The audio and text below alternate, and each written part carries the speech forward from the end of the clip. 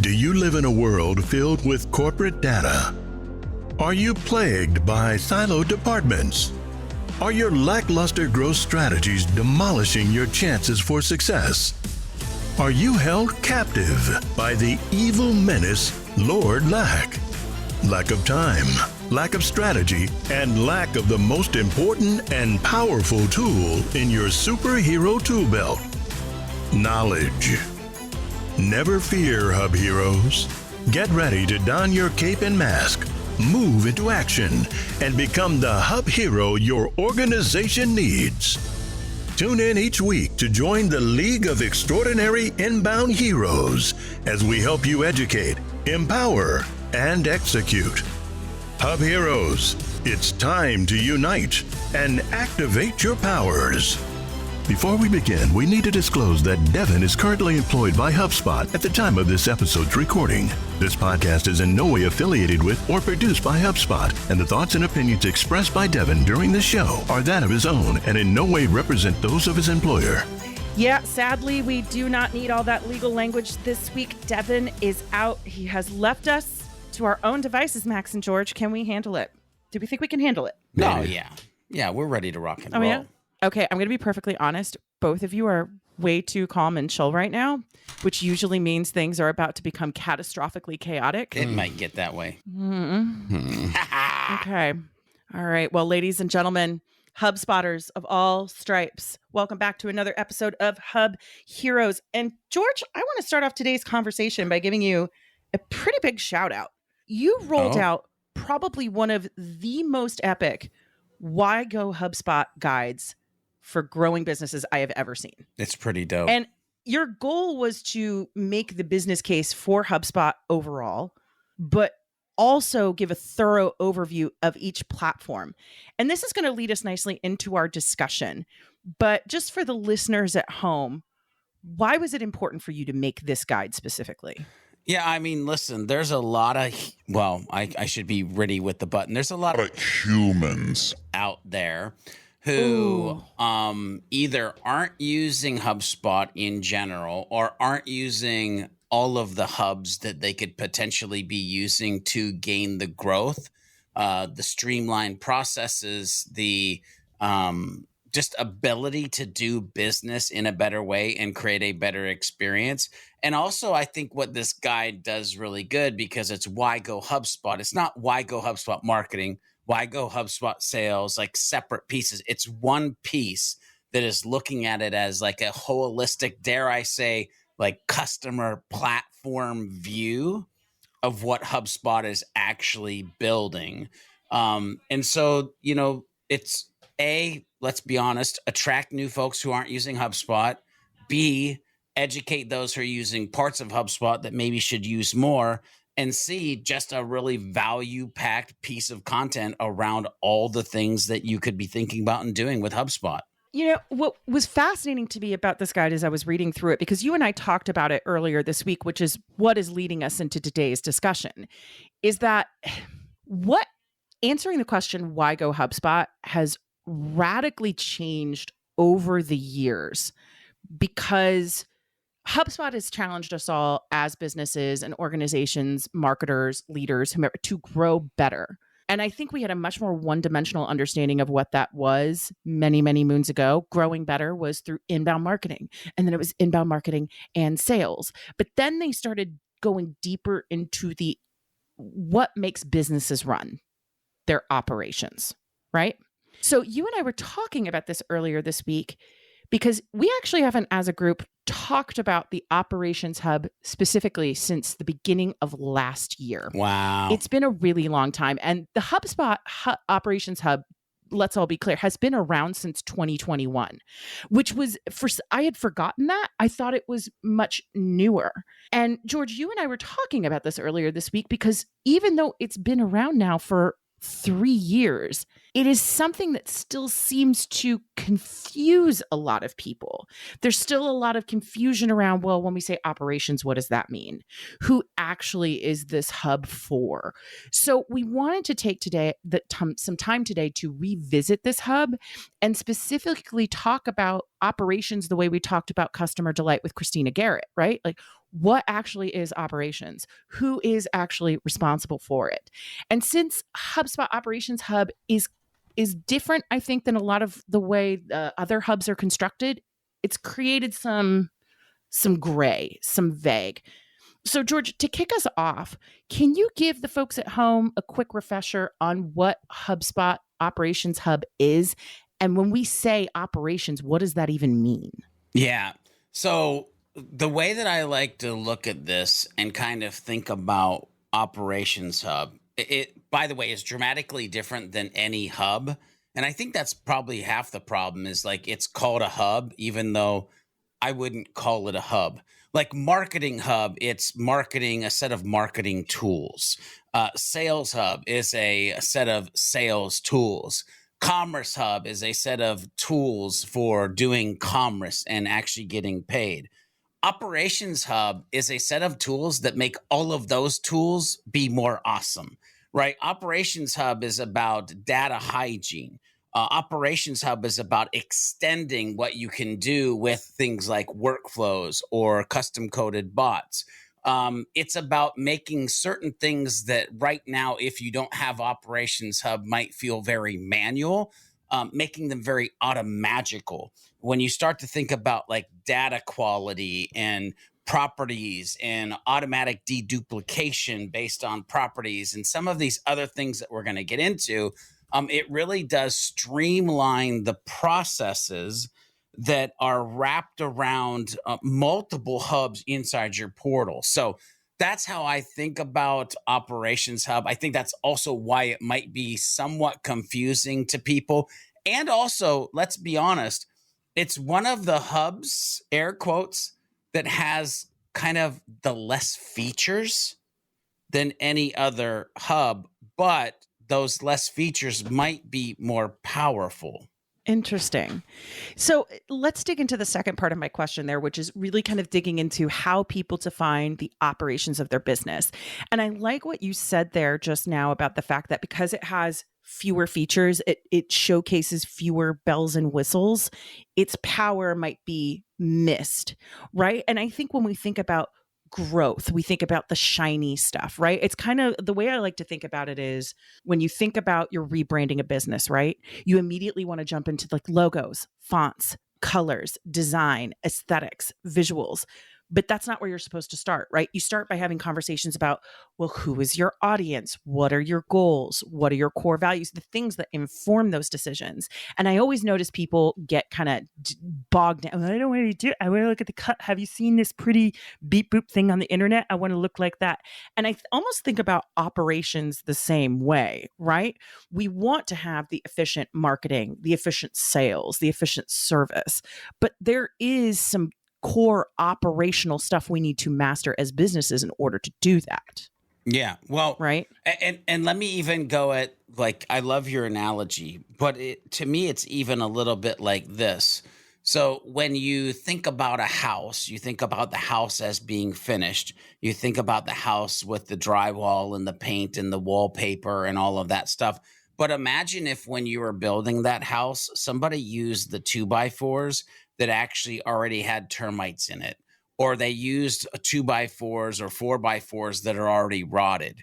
And the reason I'm bringing up termites or wood that is already rotted is because if you're not paying attention to your data and your data hygiene and the data quality that you have, if you're not monitoring that, if you're not paying attention to like the properties and formatting issues that lead into personalization and segmentation and like literally operations, a big piece of this when you think about platform and process is the making sure your foundational pieces don't suck. So when you go to use some of these other bells and whistles tools, that the data actually makes sense and shows or acts in a way that it should versus being rotten, AKA dirty data, formatted improperly, just a bunch of like, and literally I got off the phone with a person who wants us to do an audit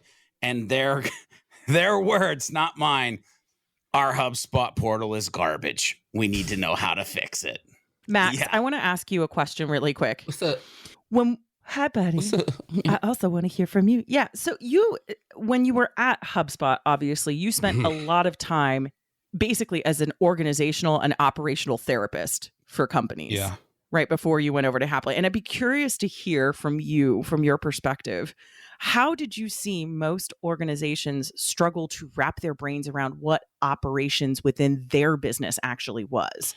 Were there any themes or common misconceptions? Well, I mean, operations is such a nebulous term. I mean, like the way that I understood, or the way that I kind of came to terms with the whole word of revenue operations, entering the HubSpot space when I was trying to figure out what it actually meant. And to this day, I don't think anyone's really ever agreed on it. For me, it's revenue operations is what you're doing when you're doing all the things in HubSpot together and getting them all to work with each other and all that kind of stuff, at least from a technology standpoint, right? Revenue operations is also strategic and all things that don't have to do with technology, right? But a lot of the things that you're doing when you're using a whole hub of HubSpot tools is supporting a greater revenue operations strategy from a technology perspective. So I think it's tough because everyone had different definitions of what operations actually meant. On top of that, before the whole revenue operations thing really kind of came around, you saw a lot of the teams kind of siloed doing their own thing. There was sales ops, marketing ops, service ops, and nothing was really kind of connected under a single title or department or methodology or practice or whatever you want to call it, right? I don't want to say there's one right word for it, right? But there's certainly a lot of confusion businesses had evaluating Operations Hub because, to put it quite as nice as I can, HubSpot sales reps didn't even know what Operations Hub was. Ooh, right? ouch. So yeah, I can't tell you how many times I had to explain it to people, right? So again, it's just one of those words that, everyone has a different definition for, right? Yeah, Chris in the chat, and still don't, you're correct. Any HubSpot sales reps that want an easy way to pitch Operations Hub, hit me up. We love you. We love you. We love you so much. I do love you. No, I do love you. Yeah, truly. especially all of you folks out there who are like, oh, Content Hub is just AI. Yeah. We love how that. Anyway, yeah, I mean, I'm sorry to bring up something so violent. Yeah. I mean, everyone has their own different. It's just like the word campaign. Everyone has a different definition for the word campaign. Everyone has a different definition for the word enablement. Also, everyone has a different definition for the word operations, right? So I don't want to necessarily think that customers were generally confused around it, right? It's more so it either wasn't something that was paid attention to. They had their own definitions for it. Sometimes they were doing it without knowing they were doing it. And sometimes they didn't have it at all, right? So it's, in terms of the businesses themselves, I mean, it's just generally all over the place. And you see that a lot working at HubSpot because you're talking to businesses of all sorts of maturity levels and organization and size and scope and types. And, it's never the same conversation, I guess is the easiest way to say it. Do you know what I'm hearing? And George, I would be curious to get a pulse on what you think on what I'm about to say. I'm noticing globally, I made that as a joke, right? Like the Content Hub AI comment. If you're wondering what I'm talking about, go back to our first conversation about Content Hub AI in this feed because it was emotional and upsetting. But when I think about what you're saying there, Max, these lack of shared definitions, I think for a long time we didn't necessarily have to have them. I think as growth and what it means to do business as a modern business in a digital world has changed, it's forcing organizations to become much more sophisticated in a scalable way that was maybe not necessarily as much of a requirement in a more analog or less digital dependent world. I remember when I first started out in inbound, when I was at Quintain Marketing, this is about 10 years ago, we used to have to talk to our clients and say, you don't have a process. A process isn't a process if it's only in your head. A process is written down. And so I think for a long time, we were able to get away without having shared definitions, because when you start adding technology and automation into the mix, if you don't have shared definitions, if you don't have clear processes, it scales your inefficiencies, it scales your problems, and it starts bringing a spotlight onto the problems or the things you haven't defined into harsh relief. And so I think that's part of what we're seeing. We make jokes about, do you know what enablement is, or can you just spell it? I think we're seeing that across the board thematically as we're starting to automate and scale more parts of our business, as we're being asked to do more with less because of all different factors. This is something that's, I think, becoming more noticeable, a problem that maybe has been there for a really long time, but it's been dormant until we started scaling different parts of our business. I agree with all of that. The other thing that comes to mind that I think is very interesting is, and you've all kind of probably heard the saying of like, we'll build the plane while it's flying, or build the ship while we're sailing. Literally since 2012, it's like we've been in this vehicle called HubSpot.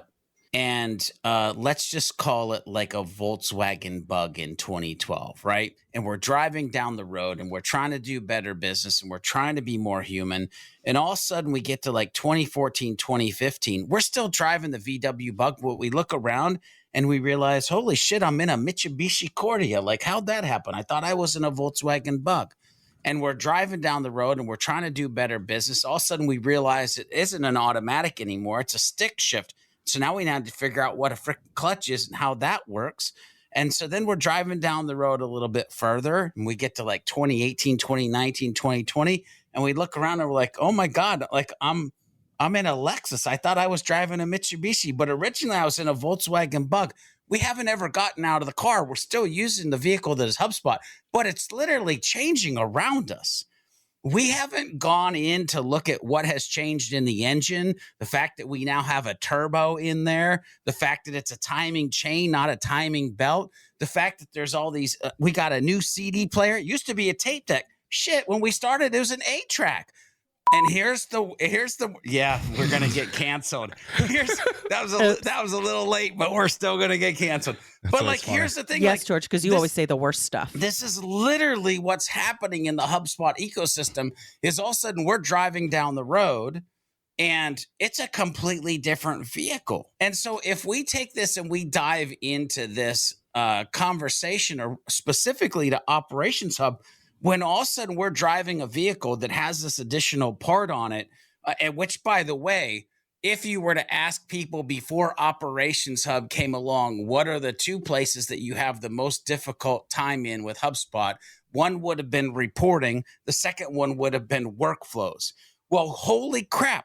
What does Operations Hub actually leverage in a couple of its major pieces? HubSpot workflows with reoccurring, things that you can do and different custom coded workflows. And like, all of a sudden, something that was already complex in the vehicle that they're driving, it becomes more complex, or at least feels like it now has this level of complexity of features, which then, going to your point, Liz, creates this thing of like not shared definitions, or what we can easily say is lack of understanding. Like, we haven't gotten out. We haven't checked the oil. We haven't checked the coolant. We don't understand what the engine is. We're not even sure how the seats changed right underneath us as we were driving down the road.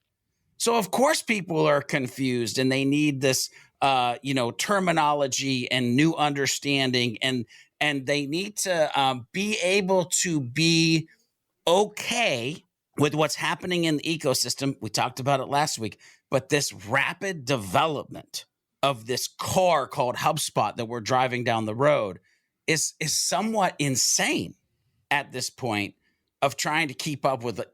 Right now, today, you're in a freaking Lamborghini or a Bugatti. You pick. It's up to you.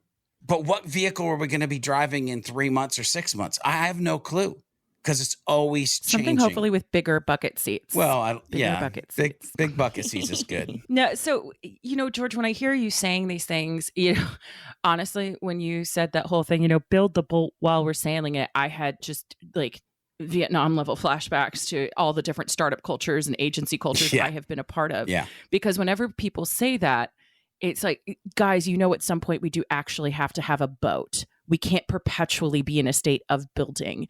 And what I think Operations Hub does nicely, and what it throws a spotlight on, is the fact that if you have like if you're telling everybody to build a boat, right? You're talking to your marketing team, you're talking to your sales team, you're talking to your service team. They're all going to focus on building a boat in a way that serves them.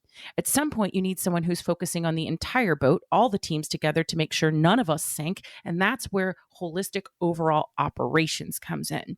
But I just want to say this one more time for my agency pros who are listening right now. It is okay to keep saying we need to build the boat while we're sailing it, but once more with feeling at some point you need a boat. Yeah. At some point you actually need to get to boat status. Yeah. So, okay. Tell him to bring out the whole we talked ocean. a lot about So we've talked a lot about why folks are confused by the idea of operations and HubSpot Operations Hub overall and its potential. But I want to lob a potentially, I don't know, let's see what happens when I just ask this question. Who is actually responsible then for business operations? Who is it? See, my brain goes in two different directions. Max, what's your thoughts before I go?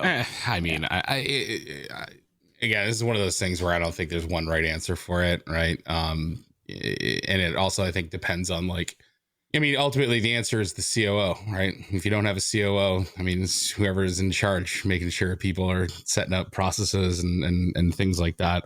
If we're looking at it through the lens of HubSpot, the product, I mean, that's falling on your admins, right? The people who have the most line of sight to everything going on, right?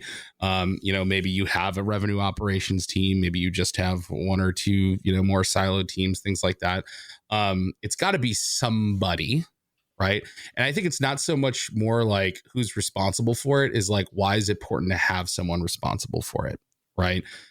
Especially when you're using a tool like HubSpot. If you've got a whole bunch of different teams in there, all doing their own different stuff, right? And again, this is true for any system you're using, it's not just a HubSpot thing, right?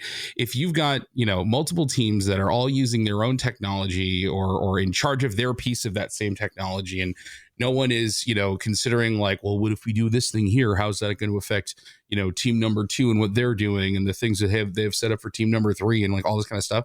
Like you need someone to be responsible for how it's all tying together and how it's all working together. Cause that's where you have, bad customer handoffs, really shitty marketing communication, really, tough processes that customers have to go through that no one cares about fixing, things like that, right? So it's not necessarily, I think, who is supposed to be, it's just someone needs to be, right? In terms of making sure it's all working together and functioning properly, right? And I think that's kind of like, where you start to think about revenue operations. It's like someone who's not just looking at, has the responsibility for operations within their own segment of the business, but someone who's actually saying how are we, orchestrating, if you will, the operations across all areas of the business. So we're all working in the same direction and not, fucking things up for each other. Oops, sorry, shit. There we go. Anyway, got 2 in. Yeah. But no, just as effective afterward. Yeah. Just as effective. But that's how I think about it. So it's interesting because our answers are going to slightly rhyme. Here's the thing. I totally agree with you, Max, where it should be somebody because somebody's better than nobody. But be careful because it shouldn't be everybody. This is definitely a place where too many chefs in the kitchen is not going to make a good soup. And the place that I'll go, like typically when you think about operations, Max, you're right. It's like a chief operating officer. It might be an operations manager. It might be a business operations analyst. It might be even in some organizations, IT manager or director. Heck, it might even be a department head. But here's where, when I said my brain goes in two different directions, that's almost like just getting started with HubSpot or pre-HubSpot, maybe business mindset that might be in place.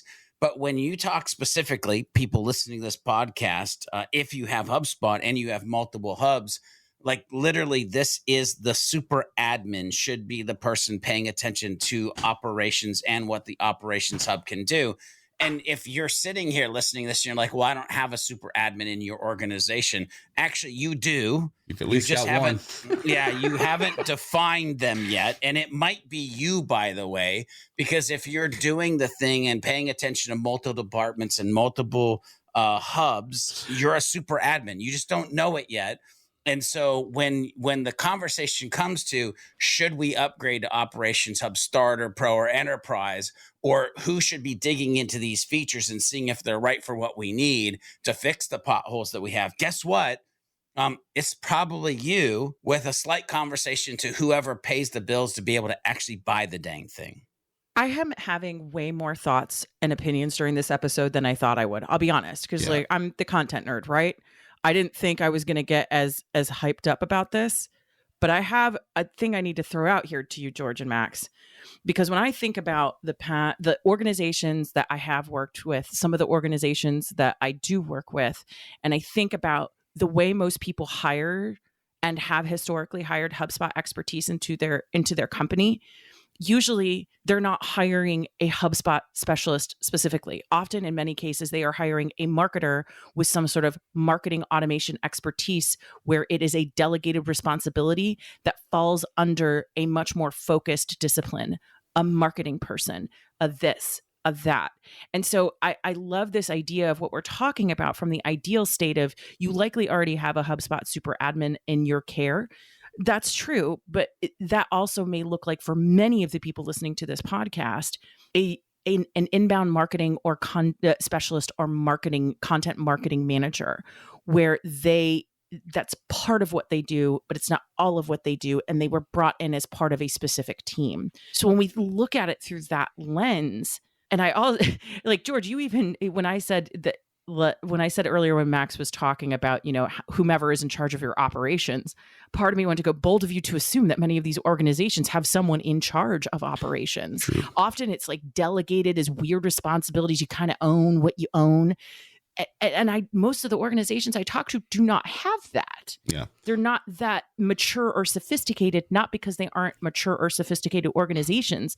Their size just doesn't require a COO. Mm-hmm. Yeah, the other thing too is, I don't know, George, I see you. The other thing I want to add into is like, I don't want to draw a false equivalency from, saying Operations Hub is for operations teams, right? Like, if anything, Operations Hub should really be called Data Hub, like, because it's really just, it's the best way to get control of your data inside of HubSpot, right? And like, a marketing operations team or a revenue operations team or an operations team, whatever, it doesn't really matter, right? Like, if they're using HubSpot, it's them using the sum of all the parts is doing operations in HubSpot. It's like how you set your stuff up, how you set your customer handoffs off, how do you build processes, like how does the thing work, right? Like Operations Hub can play a role in that, right? But it's not like it's like the hub built for the operations team, right? It's really just it's saying, hey, super duper admin, you want to get hella control of your freaking data? Like, this is going to give you some extra tools to be able to do that, right? So data operations is probably like I guess a better, more specific way to say it. But, I don't know. Operations Hub, like the name to me is like, it's a little too broad and a little It's misleading. Wild. Yeah. It literally is misleading to be honest. Like, and I think that is why it adds to the confusion. And I agree with you. Like, if it was Data Operations and Hygiene Hub or something like that, it would make a lot more sense. CMS Hub went to Content Hub. Maybe the Operations Hub, you're going to get that Data Hub rebuild. Okay? Yeah. That would make so much more sense to people. Because like, if you think about all the core features across everything, all for each whether it's free to pro or enterprise or whatever, every single feature that it adds in there that's unique to Operations Hub has something to do with data, right? Yep. You could argue scheduled workflows is not necessarily like a data specific thing, but if workflows, I know workflows are about data. So like, listen. No, I know. You know what I'm using that for? I'm using that to delete contacts out of different lists. True. And which is cleaning up my data. Because it's people I shouldn't be talking to anymore. So like, that's the thing. If you pull a thread, the only reason I bring that up, George, back to it is I think gating scheduled workflows behind Operations Hub is trash. I think everyone should just have it, right? That's just me. I don't think you should have to buy, because a lot of people need that, right? And oftentimes that was like, it would be super awkward for me as an SE when someone said, well, I want to be able to, or can I build a workflow that'll, every day at 5, it'll do this thing. And I go, yeah, but you got to buy a whole nother hub for that. And they're like, that's weird. I don't have any other use case for it. Right. And so like, that to me is like kind of goofy. Like, I could understand putting it at like maybe a enterprise level of any other hub. Right. But having it be its own separate hub just for that seems like a, weird way to just get people onto it for that one reason. Right. Don't even get me started on that. We once had webhooks and then we didn't have webhooks. Anyway, that's not what we're here for. So I'll be quiet. George, do you need a hug? No, I'm already part of a HubSpot user group. Oh, wah, wah, wah. And here, I like how it says shots fired when I was trying to be nice to you, but we'll just go ahead and move along. Look at you carrying your heavyweight championship belt when I was just trying to be nice. Let this be remembered. Yep. You know what I think is fascinating about this conversation, though, when we think about business operations and whether it's called Data Hub or Operations Hub, what I think as a part of this messaging that was missed and is an opportunity is that HubSpot, with the introduction of Operations Hub, is encouraging people to stop looking at your HubSpot data through the lens of a specific team. Don't just look at your marketing data and then look at your sales data and then look at your service data. It is encouraging them to put a human resource, a human perspective, somebody who looks at your data overall and says, how is it moving around my organization? How is it moving between teams? Is it moving as efficiently and effectively as possible? Because again, when you think about it, it's like the boat thing earlier, right? If the marketing team is always going to look at it through the marketing lens, the sales team is always going to look at it through the sales team. And that's what they should do. Those are like, they have KPIs, they have goals. It is really this push toward your operations are now more sophisticated. You used to be able to have this as a decentralized set of responsibilities, maybe a delegated set of tasks that rolls up under somebody else on a specific team. It just doesn't work that way anymore. So I'd be curious to hear from both of you who HubSpot Operations Hub is actually right for. Because I think, to your point, George, earlier when we were talking about the confusion around it, it makes it hard to understand who should be investing into it, particularly since it has powerful features, but fewer shinier ones. Yeah. Max, you want me to take this one? You want to take this one first? Like what? Yeah, I mean, I have a lot of thoughts on this. Like a lot of the time, I think it's great for people who have a particular need that Operations Hub solves for. And I know that's like a really boring answer, but like one of the biggest things that like made my blood boil, right, is when I would watch sales calls on Gong, and you know, the salesperson would identify that somebody needs an integration to some tool that doesn't exist on the app marketplace. And they'd go, oh, you can do it with Operations Hub. Right. And it's like, oh, no, like Operation Hub does not mean easy button integration with anything that doesn't have an existing integration. Right. What I will say it is it's a great companion to integrations, in that not all integrations are built the same. There are probably, there's an infinite amount of ways that integrations can push data into HubSpot. That data may not be clean, right? It may be in a weird format. It might be coming through in strange ways, right? Operations Hub gives you a lot of really cool tools and workflows to clean it up and to format it in a correct way, right? And sometimes HubSpot serves as a destination point for data to come in and then go land somewhere else in some other system, right? And oftentimes nice and clean. Can use, HubSpot or like your central point of truth, or however you want to kind of think of it, as a place to cleanse that data before it makes it to its final destination, right? So I think, while Operations Hub doesn't let you just create integrations out of thin air, right, with tools that don't have native integrations, it serves as a great companion to integrations that you've either built or integrations that do exist on the HubSpot app marketplace that throw data into HubSpot in a really shitty way, right? So that's one thing. I think there's also like a lot of the, if this is happening to you, you probably could benefit from Operations Hub, right? So like, for example, if you're planning on using any of HubSpot's data sync integrations, you at least want Starter, because that gives you the ability to do custom field mappings, right? If you want to be able to run workflows on a schedule, right? So every day do this instead of dealing with like weird roundabout ways to do workflow re-enrollments and stuff like that, then yeah, Operations Hub makes sense. If you want to be able to make workflows do almost anything, it makes sense because you could do custom coded workflow actions, right? What is the other one? So it's triggering webhooks, right? So if you got to send data to systems outside of HubSpot and you just have like an API endpoint you can send stuff to, right? Triggering webhooks is great. But then I think also like a big one is if you're using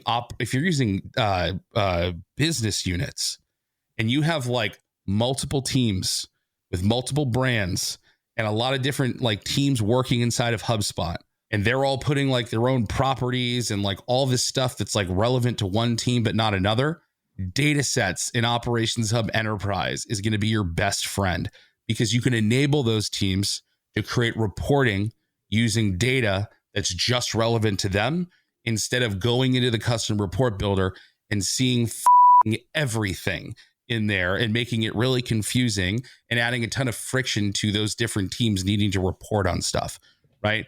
I guess also you could say, like, if your company uses Snowflake and you want to dump your HubSpot data into there, right? Enterprise is also great. But I think also too, the reason it's good as well is like for folks like stepping into a HubSpot portal for the first time and doing like an audit of like what the heck is going on in here, right? You've got your data quality command centers, you've got your property analytics, or like whatever it is that'll kind of show you how your properties and stuff are being used, right? A lot of the duplicate management stuff is super sweet. So it's like, if you have like specific problems like around data, there's likely something in Operations Hub that's going to help you out, right? If you're syncing a ton of data from other systems into HubSpot through either homegrown integrations or just third-party tools, you're almost always going to find a use case for it, at least on like the data hygiene and formatting and cleanliness side of things, right? So you can kind of get a handle on all that stuff, right? So yeah, really, if any of those like use cases like, come up in someone's head as they're listening to this and you don't have Operations Hub, you should probably check it out. I think everyone should have Pro at least, just because of scheduled workflows alone, right? Yeah. But yeah. So I'm going to go, I believe with everything you said, Max. I'm going to go at this a little bit different. And I know usually I start with the humans, but this time I'm not going to start with the humans. I'm not going to start with the humans this time. Because if you're a company looking to streamline your processes and automate the operational needs in your organization, doesn't matter if you're small or enterprise. If you're a company trying to do those two things, then Operations Hub is probably a good fit for you. If you're an operations team or a professional in a team that might not be called that, but is focusing on managing data quality, integrations, and process automation, then the Operations Hub might be right for you.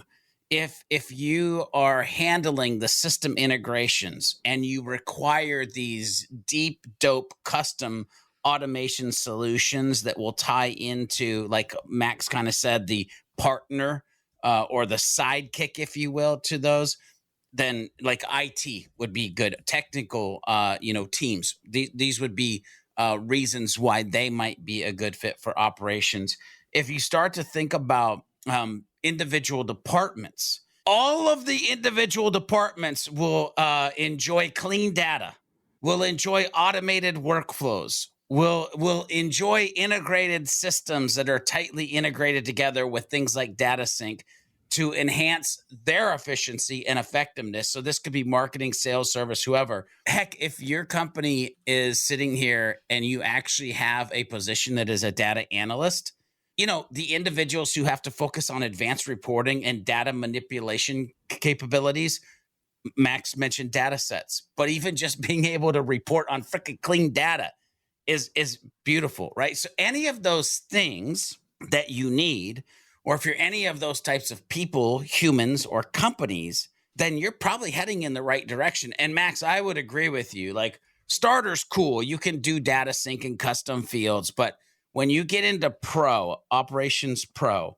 now all of a sudden you're really unlocking some sweet stuff. And I think it's Yamini, she calls it like the secret sauce or the sweet sauce or something like that, that Operations Hub is like the sweet sauce of HubSpot, because again, it's just helping everything be better than it potentially is, even though as it is, it's pretty dang cool. So there's my thoughts. So Max, I want to come back to you for a second, because a little birdie told me you've been doing some really cool and interesting stuff in HubSpot Operations Hub. What can you share with the rest of us in the class? Yeah, I mean, I'm not a coder by any means, except I've been going crazy building custom CMS modules using Hub Helper. I wish you could see how happy he is, listeners. God. Look at him. Just been I literally just built I built a module today that like sends an email to someone who registered for an event and shows all the different sessions they signed up for. And I felt like a god. But anyway, that's not Operations Hub stuff. One of the more cooler use cases that I've kind of done, and like this is great for any HubSpot sellers out there, or solution engineers, whether you're at HubSpot or you're at a partner agency.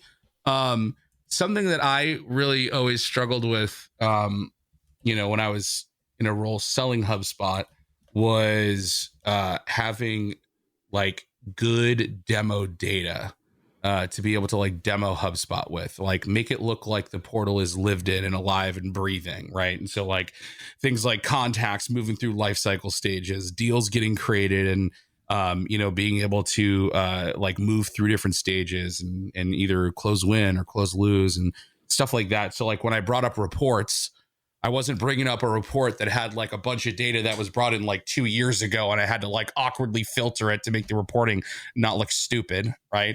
And so for a while, I got really obsessed with the idea of like, how can we make a HubSpot portal kind of go on autopilot and make it look like people are using it, right? And things are happening, like deals are getting closed, contacts are getting created, like this thing's that.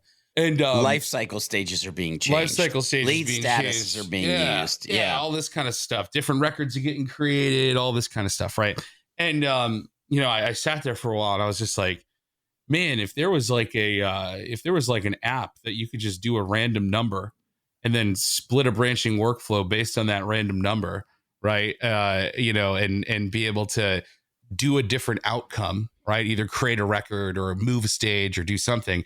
You could simulate some pretty cool stuff, right? And so I was sitting around waiting for Happily to build, this app that, generates a random number, right? Something simple, nice little easy utility app. And then I was talking to, I can't remember who I was talking to. I think it was Carter McKay. And he's like, dude, it's really easy just to like generate a random number using a custom coded workflow action. I'm like, sick, show me how. And he showed me, or whoever it was showed me. And, I ended up building this whole portal out that would take contacts that were like dumped into HubSpot and then run them through these workflows that would hit a custom coded workflow action that would simply just generate a random number. And then what I could do is I could build branching workflows that would look back and say, if that number from that action equals whatever. And I basically did it like a dice roll. So I just said, choose a number between 1 and 6, right? And then I could build these branches that say, all right, if the number is 1, 2, or 3, do this. If it's not, do nothing. Or like, if it's 1, do this. If it's 2, do this. If it's 3, do this. Like whatever. And so it's like a cute, like little use case that like let me do, some stuff like that. But like the other thing too is like for us on like the Happily side, like it's a really good way for us to like prototype like workflow actions that we build into our apps, right? Like we could easily build a proof of concept instead of like standing up a whole app and everything. We can be like, all right, well, have one of our devs build the code that, makes the workflow action do what we want it to do. And then we could test it and see how it works and all that stuff. And then they can go build an app or build it into an app that does it using a workflow extension. Right. But like, there's cooler things you can do besides that. Right. But like, if you ever wish a workflow action could do something else, like custom coded workflow actions like are the way for that. Cause you could literally code it to do almost anything with your HubSpot data. Right, whether it's looping through something or changing some properties in certain ways, if then statementing things like within one single action, and like just doing stuff that's hard to do just by like stringing actions together, like individual ones. It's great, right? And you can even reference data in like a outside source to make a decision about something that you do, like inside of HubSpot. It's literally, if you can code it, you can do it, right? Sure, I'm pretty sure there are like some limitations in terms of different things that custom coded workflow actions can do, but they're so way above my head and developery that I'm not even sure they're even worth talking about, right? But I've been doing that, which is really cool. I do a lot of stuff with like scheduled workflows as well. So like, I built our whole partner payout system to run on like monthly, workflows that will, combine a bunch of data from stuff that we know about in terms of like which partners are associated to what app subscriptions and payments being made, like all that stuff. So there's just like an infinite amount of stuff you could do with it, really. But what I heard there is Max is a nerd. Yeah, Max is a nerd. That's what I heard. Yeah. Nerd. He's our happy little nerd. Yes. Happiest little nerd. Yes. George, okay, I need you to put on your simplifying the complex hat. Although, actually, I'm not sure you ever take it off. But we've had some pretty complex discussions today about what business operations actually means, who the HubSpot Operations Hub is actually for. We've covered a lot of ground. So if our listeners today only walk away with a few takeaways from today's discussion, what do you want them to be?